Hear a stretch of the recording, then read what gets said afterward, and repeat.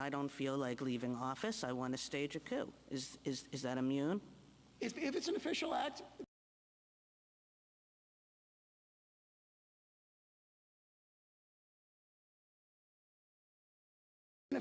it's impeachment. Is it an official act? On the way you've described that hypothetical, it could well be. I just don't know. You'd have to, again, it's a fact-specific, context-specific determination. That answer sounds to me as though it's like, yeah, under my test, it's an official act, but that sure sounds bad, doesn't it? Well, it certainly sounds very bad, and that's why the framers have a whole series of structural checks that have successfully, for the last 234 years, prevented that very kind of extreme hypothetical. And that is the wisdom of the framers. What they viewed as the risk that needed to be guarded against was not the notion that the president might escape, a criminal prosecution for something, sort of very, very unlikely in these unlikely scenarios. They viewed much more likely and much more destructive to the republic the risk of factional strife discussed by George Washington. The framers did not put an immunity clause into the Constitution. They knew how to. There were immunity clauses in some state constitutions. They knew how to give legislative immunity. They didn't provide immunity to the president. And, not so surprising, they were reacting against a monarch who claimed to be above the law. Wasn't the whole point that the president was not a monarch and the president was not supposed to be above the law? I would say two things in response to that. Immunity, they did put an immunity clause in a sense. They put in the executive vesting clause, which was originally understood to adopt a broad immunity principle that's set forth in the very broad language of Marbury against Madison.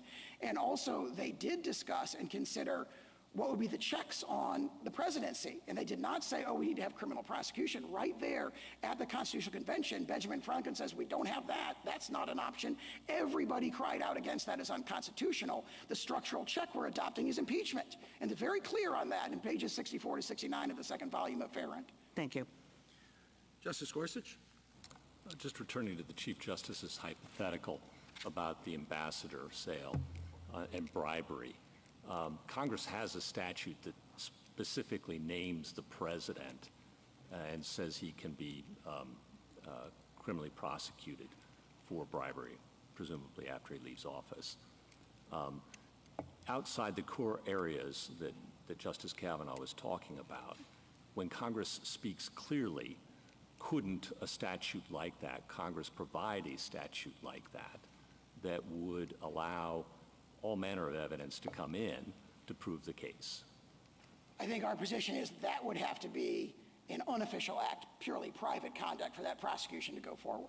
All right, but outside the core areas of executive power, if there is a clear statement from Congress that something is unlawful and it applies to the president, I'm struggling to see why in that case, perhaps, the evidence could come in.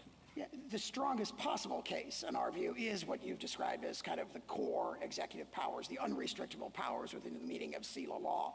But again, the holding of, for example, Brewster and Johnson that we've relied on doesn't turn on how central it is of a legislative act. It just says if it's an official act, which here we would say applies basically the outer perimeter test of Fitzgerald against Nixon, that doesn't come in.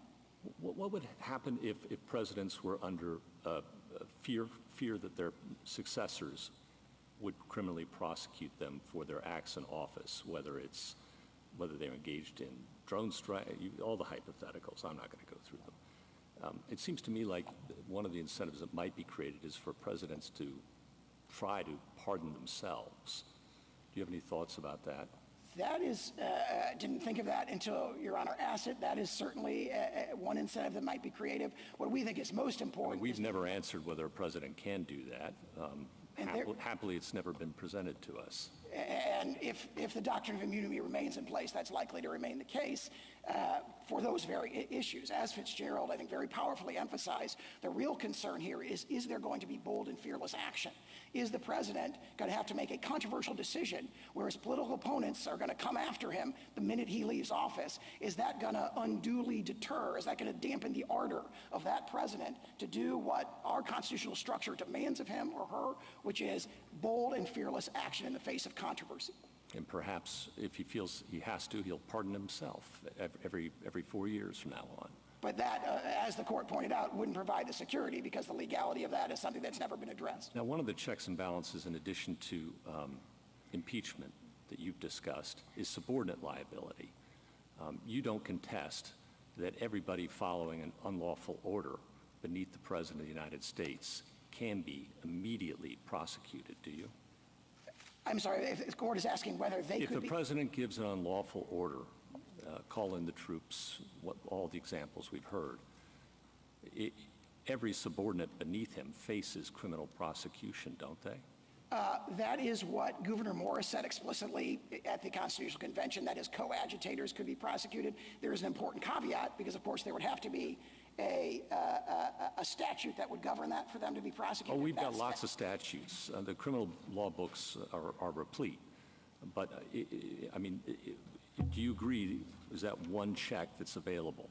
Absolutely. And again, the only caveat that I was making is if that statute was doing what Marbury says you can't do, which is going after the subordinates to restrict, for example, a core executive function, the Franklin Clear Statement Rule might be triggered, and you might not be able to go after that president. So I don't think Congress can say, well, we can't go after the president directly, but we're going to criminalize the way that the president speaks to Congress under the exercise of the Recommendations Clause, and therefore we're going to put in a criminal statute that says if you provide false information to Congress in carrying out the president's recommendation powers, you can be immediately prosecuted. That would at least be a very difficult question.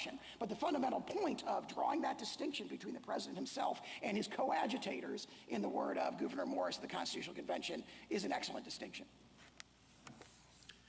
Justice Kavanaugh? Just follow up on the OLC opinions question. As you read them, and I think I read them, they articulate a clear statement rule as to this court's cases for covering official acts.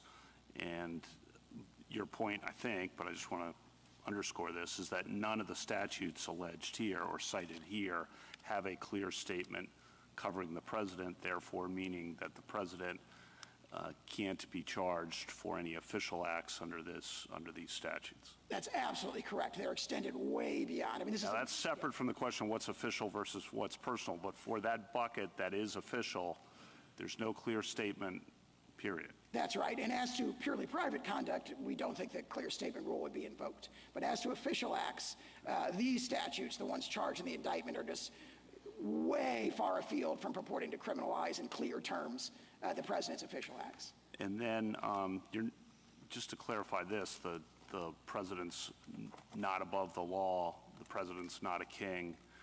The founders thought that.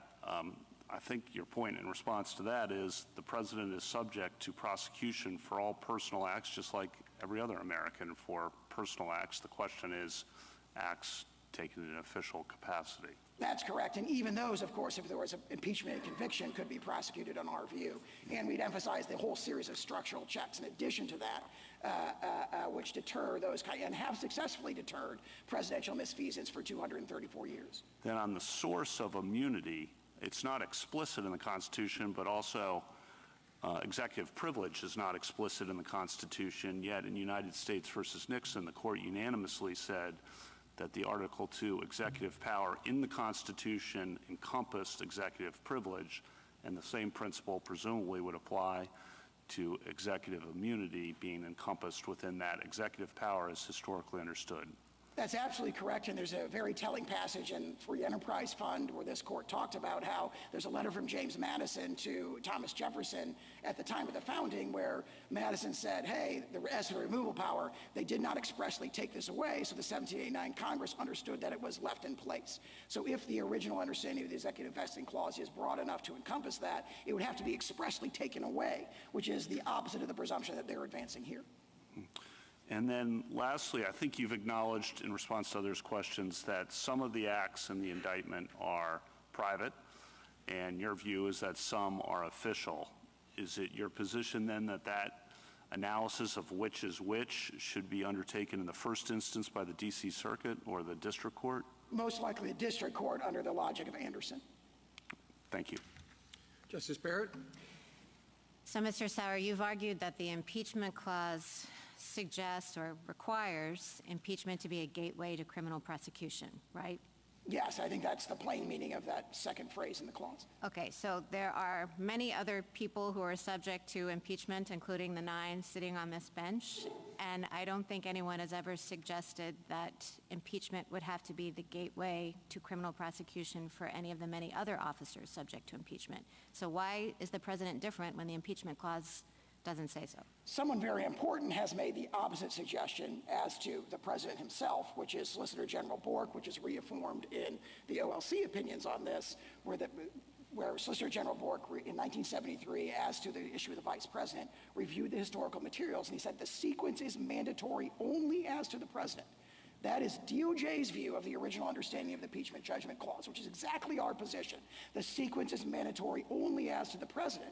Keep in mind that the criminal prosecution of a president prior to impeachment contradicts, in our view, the plain language of the Constitution, but also hundreds of years of history, and what DOJ admits is the framers' intent. And so we say that that practice, whatever its validity, should not be extended to this novel context where it clashes with the constitutional What if the structure. criminal conduct isn't discovered until after the president is out of office? So there was no opportunity for impeachment. We say the framers assume the risk of under-enforcement by adopting these very structural checks. As Justice Scalia said in Morrison against Olson, the separation of powers prevents us from righting every wrong, but it does so that we do not lose liberty. Okay, and the special counsel makes a point that I think is a pretty compelling one. You admit that if the president were successfully impeached, that he could be criminally prosecuted after impeachment, right? Assuming the prosecution was for the same conduct of which he was convicted, not impeached. He must be convicted. That word conviction is right there in the clause. Okay, granted. But you also say that these criminal statutes, unless they explicitly mention the president, don't apply to him. So how can you say that he would be subject to prosecution after impeachment while at the same time saying that he's exempt from these criminal statutes? Well, there are statutes, as they concede, where Congress has purported to do so. 2 or 3. They haven't done a comprehensive review. I think it looks like all they did was text search for president in 18 U.S. Code. Again, under Franklin, that's a very telling indication that the word president is not in the statute. Isn't necessarily a magic word requirement, so to speak. But more fundamentally than that, they concede there are statutes that exist. In addition to that, much impeachment could occur as a result of private conduct. So the impeachment judgment clause does do significant work by authorizing the subsequent prosecution of a president there, because what the framers, if you look at what they're discussing in the thing, or in the Constitutional Convention, is principally concerns about private conduct, which of course we concede are not immune.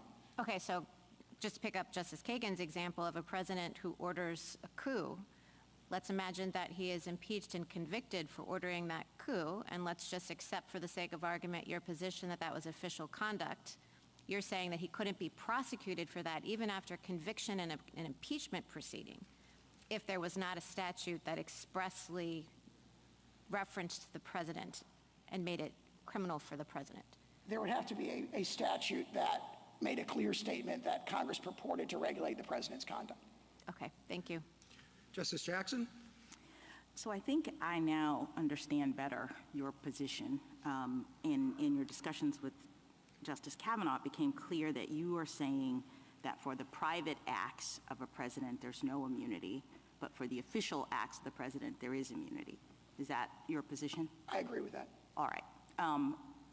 So one thing that occurs to me is that this sort of difficult line drawing problem that we're having with all of these hypotheticals, is this a private act or a public act, is being necessitated by that assumption. Because of course, if official acts didn't get absolute immunity, then it wouldn't matter. We wouldn't have to identify which are private and which are public, correct? That, in fact, is the approach of the D.C. Circuit. There's no determination that needs to be made. Right, but I'm just making, so to the extent we're worried about, like, how do we figure out whether it's private or public, we have to understand that we're only doing that because of an underlying assumption that the public acts get immunity. So let me explore that assumption. Why is it, as a matter of theory, and I'm hoping you can sort of zoom way out here, that the president would not be required to follow the law when he is performing his official acts? Everyone else, there are lots of folks who have very high-powered jobs, who make a lot of consequential decisions, and they do so against the backdrop of potential criminal prosecution if they should break the law in that capacity. And we understand and we know, as a matter of fact, that the President of the United States has the best lawyers in the world. when he's making a decision, he can consult with pretty much anybody as to whether or not this thing is criminal or not. So why would we have a situation in which we would say that the president should be making official acts without any responsibility for following the law? I respectfully disagree with that characterization. The president absolutely does have responsibility. He absolutely is required to follow the law in all of his official acts, but the remedy for that is the question. Could he be subject to personal vulnerability, sent to prison for making a bad decision after he leaves office? But other people who have consequential jobs and who are required to follow the law make those determinations against the backdrop of that same kind of risk. So what is it about the president? I mean, I've heard you say it's because the president has to be able to act boldly, make kind of consequential decisions. I mean, sure, but again, there are lots of people who have to make life and death kinds of decisions, and yet they still have to follow the law, and if they don't, they could be sent to prison, et cetera, et cetera. So I say two things in response to that, Yes. both from Fitzgerald. That's the very sort of inference or reasoning that this court rejected in Fitzgerald. No, but let me just, Fitzgerald was a civil situation in which the president actually was in a different position than other people because of the nature of his job, the high-profile nature, and the fact that he touches so many different things. When you're talking about private civil liability, anybody on the street can sue him, we could see that the president was sort of different than the ordinary person when you say, should he be immune from civil liability from anybody who wants to sue him? But when we're talking about criminal liability, I don't understand how the president stands in any different position with respect to the need to follow the law as he is doing his job than anyone else. He is required to follow the law. And what But Fitzgerald he's not said is if there's no criminal if there's no threat of criminal prosecution. What prevents the president from just doing whatever he wants? all the structural checks that are identified in Fitzgerald and a whole series of this court's cases that go back to Martin against Mott, for example, impeachment, oversight by Congress, public oversight. There's a long series of them. Fitzgerald directly addresses this in the civil context, and we think that language naturally ports to the I'm criminal not sure that's much of a backstop. And what I'm, I guess, more worried about, you seem to be worried about the president being chilled. I think that we would have a really significant opposite problem if the president wasn't chilled. If someone with those kinds of powers, the most powerful person